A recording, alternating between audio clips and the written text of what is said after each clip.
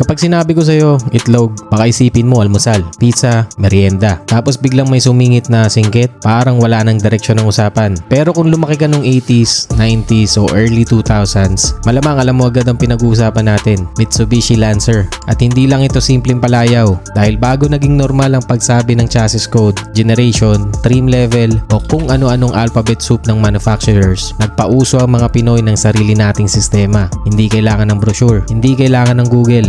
Titingnan lang ang kotse. Ay, itlog yan. Tapos ang usapan. Kaya paano nga ba naging itlog ang kotse? Bakit may pizza? At sino ang nakaisip ng pangalan ng singkit ang isang Mitsubishi? Welcome sa kakaibang dictionary ng Pinoy car culture.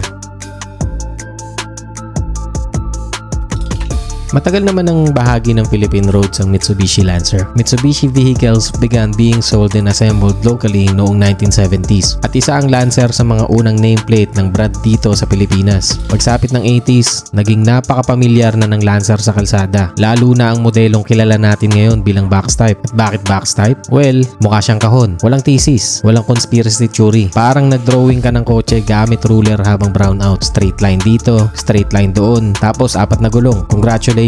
Mitsubishi Lancer na yan. Pero dito makikita ang isang mahalagang katangian ng Pinoy car culture. Kapag mahirap tandaan ang official designation ng isang kotse, gagawa tayo ng sarili nating pangalan. Ang unang generation Lancer nga ay tinawag pang I-type, L-type at bar type. Depende sa hugis ng taillights. Hindi naman kasi praktikal nung panahon na yon na sabihin, pre, naghahanap ako ng specific chassis designation ng Mitsubishi Lancer. Mas natural lang, pre, may box type ka? Boom! Alam na agad. Pero noong 1989, nagbago ang itsura ng Lancer. Lumayo ito sa matigas at parisukat na design ng box type. Mas aerodynamic na ang katawan at manipis na ang headlights. At dahil mahilig tayong mga Pilipino sa extremely descriptive naming system, tinawag natin itong singkit. The locally sold Lancer C6 from around 1989 to 1992 became known as the Singkit Lancer, largely because of its slim, narrow headlights. It was also an important technology jump from its predecessor, including locally available electronic fuel injection. Imagine mo kung ngayon ginawa ang pangalan, may focus group, may branding agency, may PowerPoint, may executive meeting. Noong araw, ano tawag natin dyan? Singkit. Okay na yun. Lunch na. At hanggang ngayon, sabihin mong Lancer Singkit sa isang old school mechanic o Mitsubishi enthusiast, malaki ang chance na alam niya agad kung anong kotse ang tinutukoy mo. Pero hindi pa rito nagtatapos ang culinary evolution ng Lancer dahil pagkatapos ng Singkit, nang itlog ang Mitsubishi.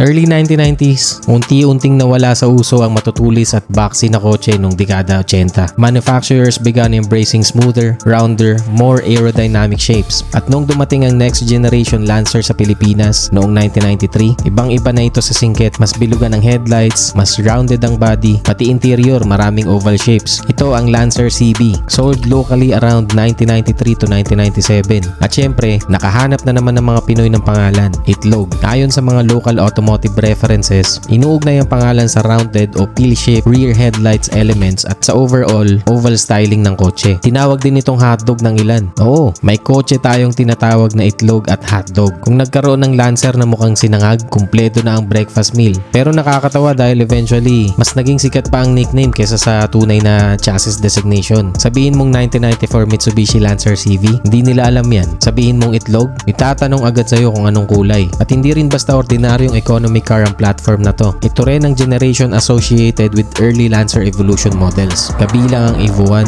2 at 3 internationally. Kaya kapag may nakita kang modified na itlog na may malaking spoiler, hood, vents at aggressive bumper, posibleng may dalawang bagay na nangyayari. Either serious project car siya o may isang lalaki noong 2004 na nagsabing, pre, paibon na natin to. At hindi na siya nakalingon pabalik.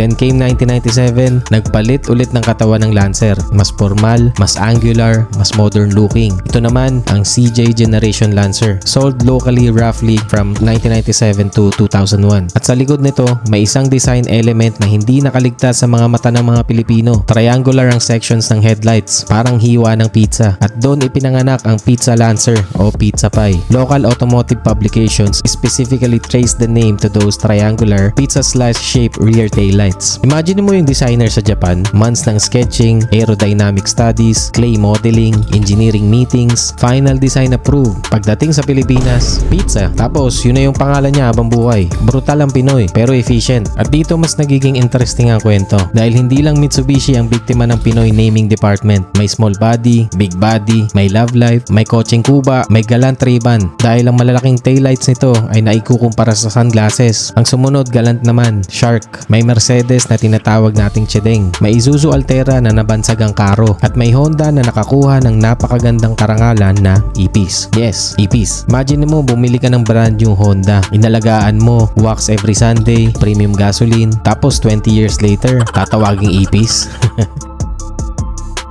Marami sa mga bansag na to ay dokumentado na rin sa Philippine motoring culture at kadalasan nakabase sila sa body shape, headlights, taillights, advertising campaigns o isang visual characteristics ng madaling tandaan. At may practical reason kung bakit gumagana ang ganitong sistema, especially nung panahong wala pang smartphones at social media. Hindi lahat ng tao kabisado ang chassis codes. Hindi mo basta bubuksan ng cellphone mo para i-search Mitsubishi Lancer 5th generation. Mekaniko ka, buyer ka, nag-uusap kayo sa talyer. Kailangan isang salita lang, singkit, itlog, pizza, box type, big body, gets agad. In a way, gumawa ang Filipino car community ng sariling visual indexing system. Parang VIN number pero galing sa tropa. At kapag naging malakas ang isang nickname, minsan halos natatabunan na nito ang official model designation. Kaya hanggang ngayon, kapag nag-scroll ka sa Facebook Marketplace, makakakita ka pa rin ng mga seller na gumagamit ng singkit, itlog at pizza pie para tukuyin kung anong generation ng Lancer ang binibenta nila. Ibig sabihin, ang mga bansag na nagsimula lang bilang simpleng description naging bahagi na ng identity ng kotse. At siguro yun ang dahilan kung bakit espesyal ang lumang kotse sa Pilipinas. Hindi lang natin sila naaalala sa horsepower, hindi lang sa engine code, hindi lang sa brochure specs. Naaalala natin sila dahil bahagi sila ng araw-araw na buhay. Yung box type na sasakyan ng tatay mo, yung singkit ng kapitbahay na laging nakamags, yung itlog na may Evo body kit kahit 1.3 ang makina, at yung pizza noong 2002. Siguradong may mga CD collections yan ni Bon Jovi sa loob. These cars weren't simply machines that happen to be sold here. Inangkin sila ng kultura natin. Binago natin ang pangalan. Binigyan natin ng personality. At ilang dekada pagkatapos mawala ang mga ito sa showroom, kapag sinabi ng tropa mo na nakakita siya ng pizza, walang magtatanong kung pepperoni ba o Hawaiian. Alam natin lahat, kotse ang tinutukoy niya.